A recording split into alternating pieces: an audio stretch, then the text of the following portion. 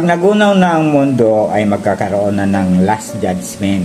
Ito yung bubuksan ng aklat ng buhay o ang computer na 144,000 na mga katao ang bubuhayin.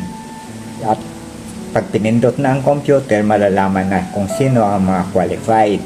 Sa pamamagitan ng mga DNA na store na sa computer ay kukunin ito at sa pamamagitan ng cloning sila ay bubuhayin. Ang ibig sabihin, human cloning. Hindi yung cloning na ginagawa pa lang natin ngayon.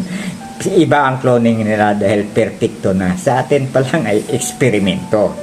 At sabi nga doon sa chapter 12, verse 10 ng Daniel, the wise leader shall shine like the bright vault of heaven, and those who have guided the people on the true path shall be like the stars forever and ever. Bibigyan ng mga priority ang mga geniuses, yung mga matatalino.